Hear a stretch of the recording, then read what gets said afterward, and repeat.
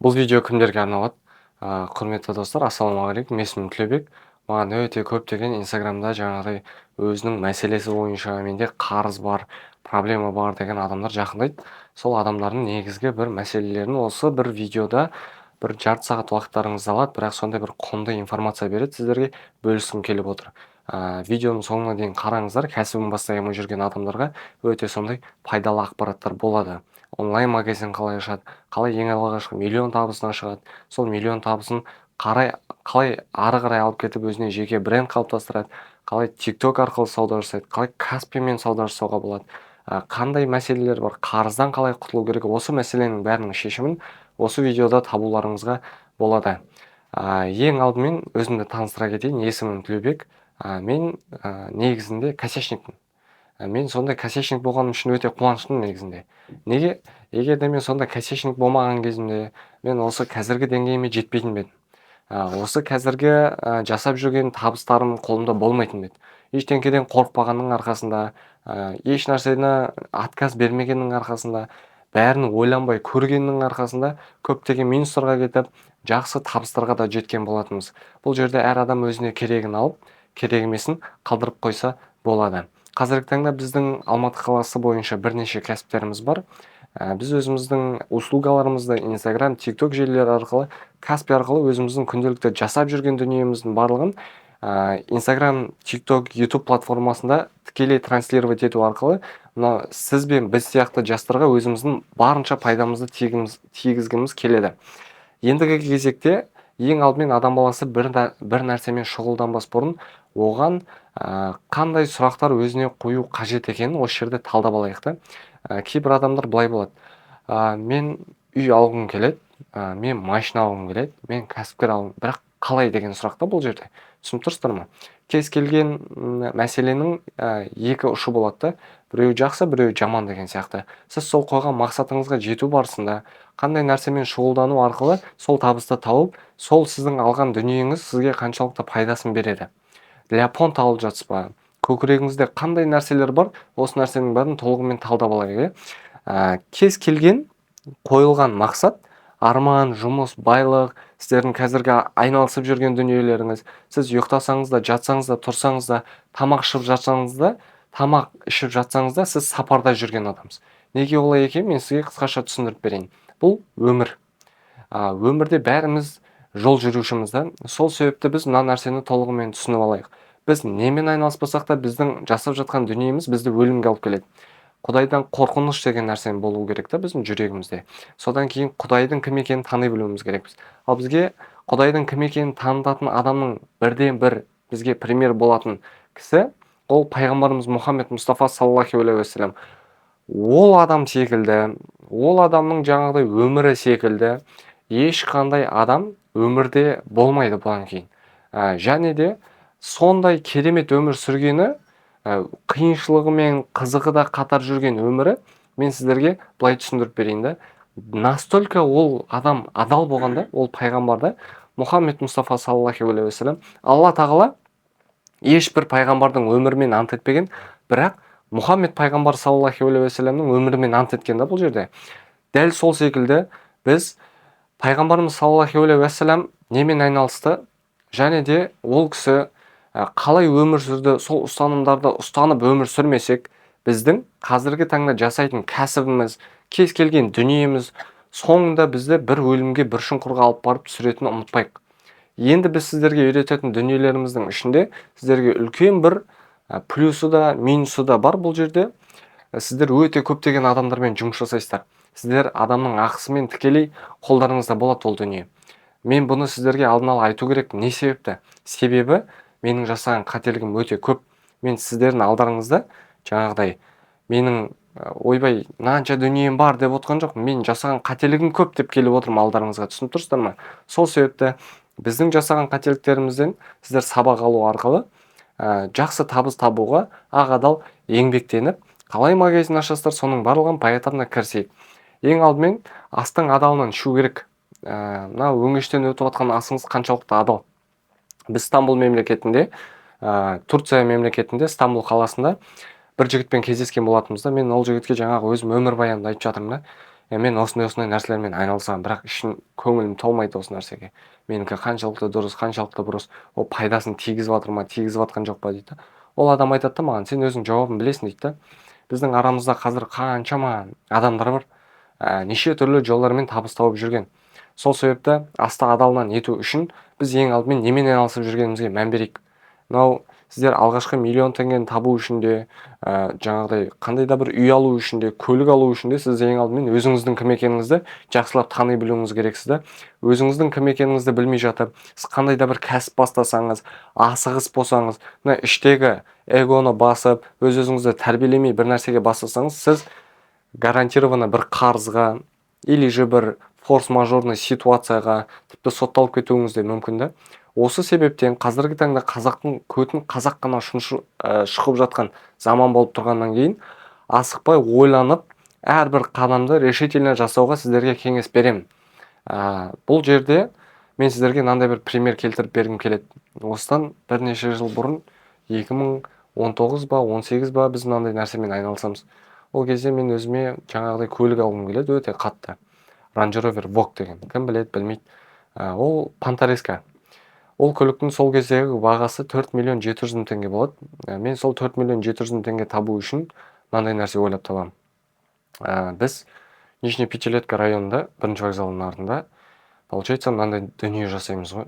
Мен Семейде бір таныс жігіттер арқылы типографиядан бар ғой, Цесна Данилан деген, солардың упаковкасын жасап, сол жақтан заказ беріп, сол заказ берген ұндарымыздың ішіне оптовкіден арзан ұндарды сатып алып, расфасовка жасап, соны клеить етіп, сол жақтағы алған нәрселерімізді оптом басқа жақтарға апарып сатып, сондай бір дұрыс емес ақша тапқан уақытымыз болды. Сосын бірақ ол нәрсе менен өте жақсы шықты. Бірнеше есемен сол қалаған Range Rover Vogue автокөлігімізді алдық. Одан бөлек 570 автокөлігін алған болатынбыз. Өмірде бір жағдайлар болып, бір кісілерге оны беру керек болдық. Соны бермесек басымызға үлкен бір қауіп қатер төнетіндей жағдай болды да. Мен сіздерге қысқаша түсінік берейін ойларыңызға. Қазақстан деген бұл сондай керемет жаңағыдай мемлекетті. Бұл жерде адамдардың ауызбіршілігі, қаншама рет бір-бірімен қырылып жүрсе де, сіздердің репутация деген нәрселеріңіз өте маңызды. Өздеріңіздің репутацияларыңыз өздеріңіздің қолдарыңызда. Сол себепті кез келген біз үйреткен нәрселерді сіздер дұрыс пайдалана біліңіздер. Ең бірінші қазіргі таңда адамдардың барлығы неге қызығады? Ол әрине Instagram, TikToктан көрген әдемі өмір, успешный успех. Сол успешный успех арқылы өмірді көрсетіп, өлерге иті сығарға биті жоқ адамдар қалай миллиондаған ақшалар тауып, шын мәнінде соған жетіп жатқанын мен сіздерге қысқаша түсіндіріп кетейін. Ең алдымен олар Instagram парақшасына өздерінің аккаунттарын ашу арқылы кез келген бір услуганы сатады. Допустим, обучение или же бір товар. Бұл үлкен мүмкіншілік негізінде әрбіріңізге осы жерде отырған. Бұл жерде мен сіздерге ақ-қарасын ажыратып беремін. Сіздер жауапкершілік өз мойындарыңызда бола отыра, сіздер мына жақтағы өздеріңіздің таңдап отырған тауарларыңыздың себестоимостының үстіне жақсы бір наценка қосып, өздеріңізге жинаған аудиторияның арқасында бренд қалыптастыра отыра, 5000 теңге нәрсесін 100 мың теңгеге сатуға мүмкіншіліктеріңіз болады. Біздің үйретейін деп отырған нәрсемізді түсініп тұрсыздар ғой, тура сол сияқты сіздер жаңағыдай үлкен аудитория, ол үлкен жауапкершілік. Қаншалықты сіз ол жерде өзіңіздің жаңағы услугаңызды жақсы упаковать етіп, жақсы рекламировать етесіз, соншалықты сіз көп табыс табуға сізде мүмкіншілік болады бұл жерде. Ең алдымен ниша таңдау барысында сіздер неден бастау керексіздер? Мысалға, біз рынокқа қарайтын болсақ, Қазақстан нарығында 70% ол қыз-келіншектерге тиесілі дүниелерді түсіндіңіз ба? 70% получается қыз-келіншектерге тиесілі болатын болса, біз получается не алып сату қажет екенін, бізге не керек екенін прекрасно түсініп отқан шығарсыздар. Ер адамдар потребительский заттары ол өте төмен да деңгейі. И андай, мысалға, қаншалықты арзан қалам, қаншалықты қымбат қалам деген нәрсенің бәрін сіздер былай түсініңіздер. Арзан нәрседен сіздің өсіп өнуіңіз сәл қиындау болады. Ал нишаңыз қаншалықты сіздің маржасы көп, соншалықты үлкен табысқа шығып кету сізде жоғары болады. Бұл жерде мынандай нәрсеге мән беріңіздер. Жаңағы таңдап отырған нишаңызды мен сата аламын ба, сата алмаймын ба, бұл жай ғана қорқыныш. Андай ақыл айтқыштардың бәрі бізге ондай ешнәрсе керек емес. Себебі біз жаңа видеоның басында айтып кеттік та, бұл өмірде біз тәуелсіз адам болуымыз керекпіз да. Біздің ризық берекеміз, жаңағыдай бізге келіп жатқан нығмет, оның бәрі кімнен екенін білуіміз керекпіз. Құдай тағала бізге жеткізіп жатыр сол нәрсені. Сізді біреу жұмыстан шығарып жіберсе, сіз ашқамайтыныңызды білу керексіз да. Себебі сіз тәуелсіз адамсыз. Тәуелсіз адам дегеніміз кім? Ол тек қана бір Алладан қорқып, бір Аллаға ғана тәуелді адам да. Ол біледі Алла тағала оны тастап кетпейтініне, Алла тағала оны аш қалдырмайтынына. Сол себепті жаңағыдай біреудің көтіне кіріп, инвестиция тартып, кредит алып, бір нәрсе бастаудың мүлдем қажеті жоқ. Бұл жерде біздің ең басты жасайтын қателігіміз тез деген нәрсе ғой. Тез еш нәрсе болмайды бұл өмірде. Сіздер өздеріңіздің сол таңдаған нишаларыңызды қалай упаковать етіп, қалай сату керексіздер. Хук дегеніміз не? Мысалға мен өзіме бір бренд қалыптастырғым келеді. Ол брендтің ішінде мен жаңағыдай қандай да бір брендті пример ретінде алайық. Ол Шоқан. Шоқан деген бренд қалыптастыру үшін қандай тер төгу керек деген сұрақ қояйық. Шоқан деген брендтің костюм сататынын барлығыңыз білесіздер. Бұл жерде получается оның масштабы сондай популярностьқа алып келіп соққанда оны жаңағыдай айтпай-ақ біліп отырады да. Шоқан деген кім, кімнің магазині, костюмдары қанша теңгеден, сонда да адамдар алады. На самом деле сол костюмдар мысалға тоже бір адам алып жасап отыр ғой оны. Баяғыда адамдар қалай ойлайтын еді, менің магазинімнің жанынан бір күнде 5000 адам өте ма деген сияқты. Ал бізде қазір дамыған заман, Аллаға шүкір, бізде мынандай нәрселерге қатты роль ойнайды қазіргі таңда. Менің видеом қаншалықты жоғары просмотр жинайды, мен қаншалықты танымалдылыққа жұмыс жасай аламын, менде узнаваемость бар ма? Получается, мен кез келген бір кәсіп ашу барысында мен өзімнің магазиннің узнаваемостьына жұмыс жасаймын да. Бұл жерде біз уже түсіну керекпіз да. Менің клиентім кім, мені қандай аудитория қарайды, мен ол аудиторияға өзімнің услугамды сата аламын ба деген сияқты. Мысалға сіздер автозапчасті детский аудиторияға сатамайсыздар ғой. Или же детский игрушканы автозапчасть алатын адамдарға сатамайсыздар ғой. Тура сол сияқты дүние ғой. Сіздер білу керексіздер да, сіздің аудиторияңыз қандай, сіздің услугаңыз қандай, және ол кімдерге керек. Получается, біз өзіміздің ценный конечный продуктымызды түсінуіміз керекпіз да. Мен қалай ол адамдарға өзімнің услугамды сата аламын. Мен ол адамдарға қалай жаңағыдай осы смыслды жеткізе аламын. Сонда бізде мынандай түсінік болады. Мысалға, мен ең алдымен өзімнің магазинімді ашсам, мен оның тек қана узнаваемостьна жұмыс жасайтын. Маған ол жерде кім керек?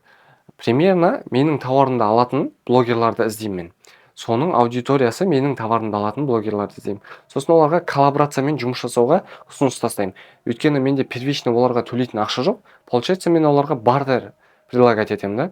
Андай нәрсе керек емес. Сіз мысалға бір рет тұрып, өзіңіздің жаңағыдай товарыңызды бердіңіз, ол бір-ақ рет сторис салды, ешқандай клиент келген жоқ. Болмайтын дема. Жоқ, сіз былай келсіңіз. Ұзақ мерзімге сіздің магазиніңізді рекламировать ететін, аудитория сізге жақсы алып кеп беретін, сіздің магазиніңізді танымалдылыққа алып кеп соғатын, жақсы бір маркетингпен айналысатын адамдарға өзіңіздің ұсынысыңызды білдіріп, сіздің магазиніңіз не сатады, осыны долгосрочный жұмыс жасауға келісуіңізге болады. Договорға отырып жұмыс жасасаңыздар. Енді сіздер бұл жерде сіздердің магазиніңіз узнаваемостьқа жұмыс жасағаннан кейін сізге даже таргет керек емес негізінде. Бірақ таргет былай бөлінеді. Мен сіздерге түсіндіріп берейін. Көптеген эксперттер сіздерге былай түсіндіреді. Инстаграм магазин ашасың, содан кейін оның ішіне нишаны таңдайсың, студияға барасың, съемка жасайсың, таргет жібересің, клиент келеді, сатасың, ақша табасың. Бұл қате түсінік. Любой тупойдың қолынан келетін дүние ол. Сіздер былай жасауларыңыз қажет. Ең алдымен мен магазинім қандай адамдарға керек. Сосын мен өзімнің продукциямды қаншаға бағалаймын. Сосын менің продукциям қаншалықты адамдарға өзінің пайдасын береді. Сіз өзіңіздің продукцияңызды не себепті адамдар алу қажет. Сосын сіздің магазиніңізді қаншалықты танымал. Сіз өзіңіздің магазиніңізге қанша баға бере аласыз. Допустим, қаншалықты качествоға жұмыс жасай аласыз, и өзіңіздің продукцияңыз, допустим, 5000 теңге болса, неге сіз оны 40 000 теңгеге бағалайсыз? Деген сияқты качестволарыңыз болу керек. Узнаваемостьқа жұмыс жасау барысында сізде продажалар болып бастайды. Получается, сізге қалай видео түсіру керек. Бұл жерде хук деген алгоритмді түсіндіріп берейін сіздерге. Хук дегеніміз, анау көрген шығарсыздар, мопедтің астынан шығып жатады, жаңағыдай бомбочканы алып бара жатады. Жаңа видеода басындағы 2-3 секунд сіздердің вниманиеңізді аулап қалады, чтобы сіз соның видеосын соңына дейін қарауларыңыз үшін. Бірақ көптеген адамдар мынандай қателік жасайды. Видеоның басында вниманияны ұстайды, сосын сразу реклама тығады. Ал бірақ кейбір адамдарда бар. Олар ценность жеткізе біледі. Получается, рекламалары юмористический олардың. Либо же рекламалары сразу реклама емес олардың. Сначала какой-то донесенный смысл. После этого бір фильмнің отрывогын ба, бір жерде олар өздерінің продукциясын сол жерде тығады. Түсініп тұрсыздар ғой, иә? Насколько вы тут набиваете себе цену. Получается, жаңағыдай ондай нәрселермен жұмыс жасамаған адамдардың магазины сразу көрініп тұрады. Ол получается сізге тупо тұрады мына жақта. Өзінің магазинін таргеттап хук видеомен тұрады. Скидки на это, анау жоқ. Так не работает. Лучше качественно сіз реклама жасап, сол рекламадан уже таргет жіберсеңіз болады, чем бессмысленный таргет жіберіп, сізге келген клиенттердің бәрін сливать етіп отқанша. Отклик деген нәрсеге $3 ба кетеді, если не ошибаюсь. А сіз енді ойлаңыз да, сіздің бір видеоңыз бесплатно атады. И ол жерде сізге қаншама клиент келеді. Еще бізде клиенттер бөлінеді. Горячий трафик и холодный трафик деген. Бұл жерде мынандай нәрсе ғой. Сіздер горячий трафикқа ол жазған адамға сразу ответ берсеңіздер, ол сол жерде алып қалу проценті где-то 50%, ал холодный трафик где-то 20%. Холодный трафик дегеніміз бұл жерде сізге сообщение жазған адамның сообщениесіне сіз поздно жауап беріп жатсыз. Бұл жерде біз бұндай нәрсені алдын алу үшін өзімізге бір система орнатамыз. Сіз полноценный кәсіпкер болуыңыз үшін сіз жаңағыдай видеоны қалай арттыру керек. Самый главный задачаңыз сіздің осы. Қалай көп просмотр жинау қажет. Қалай сол жаңағыдай видеоңыз атып, сіздің магазиніңіз узнаваемыз, танымал болуы керек. Осы нәрсенің барлығын сіз уже біліп алғаннан кейін, сіз уже магазиніңіздің системасымен жұмыс жасауыңыз керек. Получается, сізде менеджерлар болу керек та, жаста сразу ответ беріп отырады. Өйткені сіз видео түсіріп жатқанда жазып жатқан клиентке ответ беру невозможно. Сол себепті полноценный кәсіп тұрғызу үшін сіз ең алдымен кореніне келіп алыңыз. Бизнес бұл клиенты. Түсініп тұрсыздар ма? Клиент болмаса бизнес болмайды. Получается, бұл жерде сіздер қалай клиент келу керек екенін білсеңіздер, сіздер уже любой услуга сата беруге мүмкіншіліктеріңіз болады. Түсініп тұрсыздар ма мені? Енді біз сіздерге осы жерде самый ценный нәрсе беріп отырмыз. Қалай видео жасайсыздар, қалай клиенттер келеді. И бұл поверхностно, құрметті достар. Бұл туралы толық біз өзіміздің аманат деген бизнес школамыздың ішінде пошагово үйретіп кетеміз. И былай көбісінің тағы жіберетін қателігі, олар бір Китайдан товар заказ берді, килограмм есептеген жоқ, логистикасын есептеген жоқ, рыночный ценаға анализ жасаған жоқ. Тупо тұрды, мына товар біреу сатып жатыр екен, мен де алайын деді, салды, ода өтпеді. Ең алдымен товар сату барысында рынокқа анализ жасау қажет. Кімде қандай спрос, какие потребители есть на такие товары. Или же ауа райына. Бізде Алматыда 4 мезгіл бар ғой, дұрыс па? А басқа мемлекетте бір-ақ мезгіл бар. Түсініп тұрсыздар ма? Біз оны 4 рет пайдалансақ болады, сезонный товарлармен айналыссақ болады. Либо же жаңағыдай біздің рыноктың 70% қыз-келіншектерге тиесілі болғаннан кейін біз қыздардың любой бір дүниесін алып сатсақ болады. Бізде постоянно потребительдер бар. Түсініп тұрсыздар ғой? Қыздардың хотелкасы көп қой. А на это можно заработать. Түсініп тұрсыздар ғой, иә? И былай, мысалға сіздер қазір рынок анализ жасау барысында сіздердің алған товарларыңыз устарет етіп кетті да, сіздер оны сатамай қалдыңыздар да. Мен не істеймін, болды. Бұдан кейін біреу сұраса, болды, товарный бизнестен результат болмады, ананы жаса көрдім. Ол сіздің өзіңіздің қателігіңіз. Любой адамда сразу болып кетпейді. Бұл жерде ең бастысы берілмеу ғой. Басқа сторонасын қарап көріңіз, какой-то акциямен запускать етіп көріңіз. Главное, чтобы сіз сол нәрсені дәмін татып көру ғой ең басында. Түсініп тұрсыз ба? Кішкене бір қанның дәмін сезгеннен кейін қасқыр ол жерден кетпейді ғой. Тура сол сияқты сіздер өздеріңіздің жаңағыдай услугаларыңызды барынша жақсы упаковать етіп, басқа сторонасынан көріп, TikTokпен сатып көріп оны, Shorts арқылы YouTube'тан трафик алып кепті. Қараңыз, Instagram бар, TikTok бар, YouTube бар, 3 бесплатный платформа бар. Сіз тупо видео түсіріп, сол жерден келген клиенттерге бесплатно сала беруге, бірақ бұл еңбек. Ал сіз ондай нәрсені қаламайсыз, сіз сразу бәрін алып кеткіңіз келеді. Біз бұл жерде конкретно задача береміз сіздерге. Инстаға қандай видео түсіру керек, тиктокқа қандай видео түсіру керек, тикток стриммен қалай сатасыз, одан кейін жаңағыдай таргетпен келген клиенттерге таргет қалай запускать етесіз, одан кейін ютубқа қалай видео запускать етесіз. Осы нәрсенің бәрін біз сізге түсіндіріп береміз осы жерде. И мынандай нәрсе болады. Получается, сіздерге клиент келді, и сізде грамотность жоқ ол жерде, жаңағы клиенттің больдарын жабу үшін. Бізде магазинді запускать еткеннен кейін ең үлкен қателіктің бірі, біреулер былай, біреулер жестко сатады, біреулер жаңағыдай басында кішкене тормозить етеді, жаңа упаковка анау мынау деген нәрселерде, біреу жестко сатады. Сонда ол магазині не очень упакованный, не очень өзін көрсетеді, но ол сатады, түсініп тұрсыздар ма? Біреулер наоборот, олар жестко упаковать етеді, сатуға келгенде кішкене маңырайды. Осы жерде біз сіздерге мынандай качество береміз. Сіз упаковкаңызды жақсы жасайсыз, сатуды да жақсы жасайсыз. Өйткені мен өзім жақсы сатам. Мен өзімнің білетін сатуға бір-екі примерларды келтіріп берейін. Допустим, кез келген бір клиент маған жазып отыр: ассалаумағалейкум. Уағалейкум ассалам. Сосын мен тұрдым да ол клиенттің запросын анықтаймын. Есіміңіз кім? Қай қаладан боласыз? Қай жылғысыз? Мысалға менен бір услуга сатып алайын деп тұрса, сосын мен ол клиенттен тұрдым да сұрадым: мені қайдан көрдіңіз? Қай жақтан танып отырсыз мені? Мен ол клиенттің жаңа қызығушылығын білгім келіп отыр да, түсініп тұрсыздар ма? Сосын мен ол клиенттің қызығушылығын білгеннен кейін оған қандай чек, қандай товар сатам, ода примерно қанша қаражат бар екенін білген соң мен ол адамды жібермеймін. Получается, ол былай: маған бір адам өзінің товарына қызығушылық білдіріп келгеннен кейін мен ол адамға өзімде қандай товар бар, соның барлығын готовый видео қылып дайындап қоямын. Неге? Өйткені маған клиенттен продажа болу керек, түсініп тұрсыздар ма? Кейбіреулер тұрады да сообщение жазады: уағалейкум ассалам, болды, сол жерде қалып кетті. Мен сол клиентті добивать етіп, жаңағы полный болін түсініп, оның оған не керек? Мысалға маған тұрды айтты: брат, мен кәсіп ашқым келеді, бірақ менде осындай ақша бар.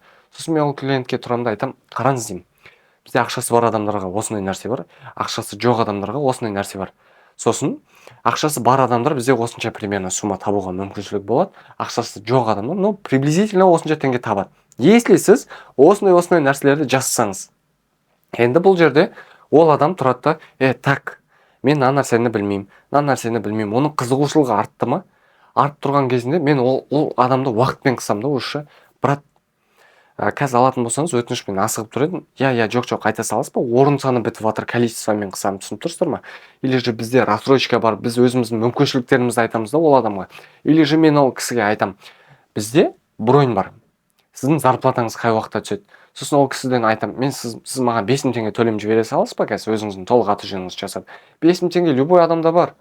Сіз қазір төлеңіз, сосын примерно зарплатаңыз түскен уақытқа мен сізге осы нәрсені дайындап қоямын. Сіз полный оплата жібересіз, біз сізге жіберіп бере саламыз. Продажа ма? Продажа. Бірден ақшасы болмай қалатын адам, рассрочкаға одобрение шықпай қалатын адам, бәрібір сіздің услугаңызды алғысы келіп отырса, қандай да бір адам ойында біреуге 1000 теңге болсын берсе де, ол уже ана 1000 теңгесі жалко. Сол үшін ол сізге қалған сумманы беруге дайын, түсініп тұрсыздар ма? Сол себепті сіз әрбір клиентті хотя бы броньға жауып үйренесіз бізден. Сосын сол броньға жапқан клиентіңізге өзіңіздің тауарыңызды примерно бір 70-80% продажа жасайсыз ғой, түсініп тұрсыз ғой, осындай бізде жаңағыдай сатуның услугалары бар. Мен поверхностын аштым. Бұл жерде жаңағыдай психологиялық түрде қалай сату керек, қалай дайын болу керек, осы нәрсенің бәрін тоже бізден аманаттан үйрене аласыздар. Құрметті достар, сосын бізде почему не получается, неге болмайды көптеген адамдарда? Оған әртүрлі факторлар әсер етеді. Біреуде қарыз, давка, жаңағыдай ойы әр жақта жүреді, біреуге кредит тақылып жатыр, машинасын кредит тақылып жатыр, үйіндегілермен қырылып жатыр, қызымен ұрсып жатыр, анау-мынау. И чё? Бәрімізде бар ғой ондай проблема. Бұл ең басты мәселе бұл жерде сенің қанша проблемаң бар емес, сен ол проблеманы қалай қабылдап жатсың, түсініп тұрсыздар ма, Сізге қазір не керек? Сізге сол проблеманы жабу үшін не керек? Көбісіне, уверенмін, 80-90% ақша керек. Сол мәселенің шешімін табу үшін, дұрыс па? Ал енді сіз сол ақша табу мәселесі бойынша фокус қойып, сол нәрсеге еңбектеніп, жұмыс жасап, табыс таппайынша да, мысалға, сіздің ол мәселеңіз шешілмейді ма? Әрине шешілмейді. Енді сіз көңіліңізді қайда бұру керексіз? Менде мысалға өмірімде мынандай опыт болған, 150 миллион теңге қарыз болған. Өте көптеген қателіктерімнің арқасында, асығыс болғаным арқасында да қаншама адам ана жерде. Аналарға барғанда, мен 3-4 күнім кездесумен өтеді ғой аналардың уақыт сұрауменші. Ассалаумағалейкум, брат, менде уақыт жоқ, ой, не жоқ, ақша жоқ қазір, короче. Но менде осындай возможность бар. Менде саған беретін дүнием де жоқ. Өтініш сенен. Мен мына жұмысымды жасап сосын саған берейін, қайта-қайта маған звондап өткен шешіліп кетпейді ғой сенің. Ақшаңды қайтып аламайсың ғой, дұрыс па? Тура осындай түсінік болу керек. Телефонды алмай қалу, қашу, онымен шешілмейді проблема. Сіздер проблемадан қашу сайын, наоборот, оны ушықтырасыздар, түсініп тұрсыздар ғой. Проблемаға навстречу бару керек. Сонда ғана сіздерде мужской качество өседі, ответственность өседі. Сізде жауапкершілік өскен сайын, сіз уже жоғары табыс табуға дайын боласыз, түсініп тұрсыздар ғой. Морально, психологически өсіп бастайсыз. Сіз жаңағыдай қазір 500 мың теңгеге, 1 миллион теңгеге жалқабайт етіп жүрген болсаңыз да, онда сізде қандай өсім, қандай кәсіпкер, қандай риск, қандай болашақ жайлы әңгіме айтып отыр бұл жерде. Маған реально кәсіп жасайтын, реально өсіп өнетін, мен айтқан тапсырмаларды орындап, сол арқылы болашақта үлкен бір табыс табатын азаматтар керек та, түсініп тұрсыздар ғой. Ал енді біз қазір өзіміздің кім екенімізді білмейміз да. Еще там кәсіпкер болғымыз келеді да. Құрметті достар, кәсіп жасау оңай ғой деп ойлайсыздар ма сіздер?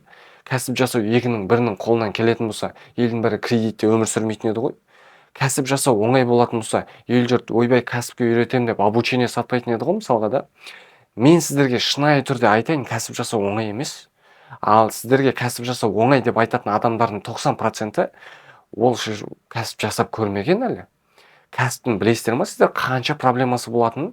Бұл жерде жарайды, мен сіздерді қорқытып жатқан жоқпын. Таяқтың екі ұшы болады деп бағана айтқандай, бұның қанша қиыншылығы болса, сонша мына жақта жемісі болады. Ел жұрт 15-20 жыл таба алмай жүрген ақшасын сіз 1-2 айда тауып, үйіңізді, көлігіңізді алып, отбасыңызбен шетелдерді қыдырып жүруге мүмкіншілігіңіз болады да. Ал енді бірақ қазір біз өзіміздің кім екенімізді білмегеннің арқасында, реально немен айналысатынымызды білмегеннің арқасында, P2P арбитраж, анау-мынау деп неше түрлі қуып жүрген азаматтар бар ғой. Реально сауда, реально кәсіп көзімен көріп, қолмен ұстайтын дүниеден басталады. Сосын былай, біз бұл продукцияның ішіне мынандай нәрсе қостық. Сіздер біздің аманат продукциясының ішінде шетелде прямой фабрикалардың өзінен товарларды өздеріңіз тапсырыс беру арқылы, сол нәрсенің бәрін қалай сатып өздеріңізге магазин ашу арқылы бізбен партнер бола аласыздар. Бар болғаны мен сіздерге қайталап айтайын, 25 мың теңге бір-ақ рет. Сіздерге андай ай сайын анау жоқ. Бір-ақ рет 25 мың теңге төледіңіз, 100 готовый видеоурок алдыңыз. Сол 100 видеоуроктың ішінде әрқайсысы пошаговый инструменттер болады. Уақытыңызды мынаны босқа құртпайсыз. Сіз конкретно уже озадаченный адамсыз. Сіз тұлғасыз да, сізде бос уақыт жоқ. Сізде анда кальян шегіп отырып, PlayStation ойнайтын уақыт жоқ. Сіз уже білесіз қайда барасыз, сізге не керек екенін түсініп тұрсыздар ғой. Осындай жұмыстардың барлығын біз өсіріп өндіру үшін менің 3 жыл уақытым кетті мысалға. 3 жыл уақыттың ішінде қаншама опыт, қаншама проблема, қанша результаттар көрсеттік. Мысалға мен сіздерге бір өзімнің кейсімді келтіріп берейін. Басында 7,5 миллион теңге қарызы болған Ақиық деген жігіт. 7,5 миллион теңге қарызы бар бала. Ол өзінен андай ниша таңдайды, мебельный. Іргелде бір жігіттерден мебель тауып алады, цех. Сол мебель цехтың ішінде ол жаңағы жігіттермен ақшасы жоқ, келіседі, бірақ ассалаумағалейкум жігіттер, қалайсыңдар, осылай мебельный магазин ашайын деп едім деп. Сосын ол арендаға ана жақтан торговый центр пассажды білесіздер ма? Сол пассажның оң жағында тағы бір торговый центр бар. Соның екінші этажынан қарызға мебель жасап жатқан адамдармен келісіп, мебелін алып кеп кіргізеді соның ішіне. Сосын оны Каспиға салады. Инстаграм, тиктокпен жүргізіп мен оған көмектесем, сонда Каспи жұма басталады. Каким-то образом еще оның магазины ашылғанына жұмыс жасап атқанда 1-2 аптама болды. 2 аптада анау акцияға одобрение алады, ойлаңыздаршы. Каспиден акцияға одобрение алсаң, сен ол жерде сенде қандай оборот, қандай результат болады. Сосын ол жігіт тұрады да, сіздерге өтірік, маған шын, сол сағат 7-де жабылады торговый центр. Соның ішінде ұйықтап жүріп, 7,5 миллион теңге қарызын 10 күннің ішінде жабады. 10 күннің ішінде жапқан, ол былай тұрсын, Монголиядан барады да өзіне Kia K8 алып келеді. Сөйтеді жер алады, не жақтан, Қырғауылды жақтан. Сөйтеді үй салады өзіне. Енді өздеріңіз ойлап көрдіңіздер. Қарасаңыздар, 2004 жылғы пацаны менен кішкентайда, бірақ ол захотел, Ол еңбектенді, ол айтқан нәрселерді дұрыс пайдаланды, соның арқасында ода результат шықты да. Бірден анаған мынаған жоқ. Бір ғана нәрседе тұрақты түрде аз-аздан үздіксіз реально результатқа жасайтын, қаншалықты эффективно сіз сол нәрсені жасап, қаншалықты жақсы продажалар болып, сол тапқан ақшаңыз қайда кететініне дейін есептеп жұмыс жасайтын болсаңыз, сіз клиент іздемейсіз, клиент сізді іздейді. Сол себепті өз-өзіңізді ең бірінші тәрбиелеп алып, Алламен байланысты түземей жатып, ешнәрсе бастаудың қажеті жоқ деп ойлаймын негізі. Өзіңіздің кім екеніңізді білмей жатып, құр қадалып суетамен айналысудың қажеті жоқ деп ойлаймын. Реально бір нәрсемен айналысып көрген, реально болашақтан үлкен үміт күтетін, мен тұлғаларының қатарынан болам деген азаматтар болатын болса, то, пожалуйста, добро пожаловать. А егер де құр менің уақытымды алам, энергиямды алам, өзінің қолынан келмей, құр менің андай крышамды кетіріп ше, содан кейін жүрмейік ана жақта, мынау мошенник, анау мынау өйтамайды. Жоқ. Қолынан келетін адам келеді. Әркімнің өзінің өмірде өтетін жолы бар. Әркім соны табу керек та. А сен уже бердің ба? Одан кейін ауырды деме. Түсініп тұрсыздар ғой, Сол себепті ойланып барып келіңіздер. Әрбір адам. Біз сіздермен жұмыс жасасақ, реально результатқа жетеміз. Жұмыс жасамайтын болсаңыздар, онда уақытымды нені алмай ақ қойыңыздар. Біз қазіргі таңда өзімізбен бірге серіктесіп жұмыс жасайтын азаматтарды дайындап жатырмыз подготовкаға. Ертең Қазақстан нарығында Қазақстанда жоқ тауарларды сату арқылы жақсы табыс табайын деп отырмыз. Соған аманат продукциясына тіркелу әлі де ашық. Төменде көрсетілген WhatsApp номерге жазсаңыздар, тек қана немен айналысатынымызды осы видеода көрген шығарсыздар, төлем жасап жіберсеңіздер болды. Аты жөндеріңізді жазып жіберсеңіздер болды. Басқа ешқандай әңгіме керек емес. Сіздерге түсіндіре алдым ба? Келесі біздің видеоларымыздың барлығы аманат деген группаның ішінде болады, Telegram каналда. Назар салып тыңдағандарыңызға рахмет.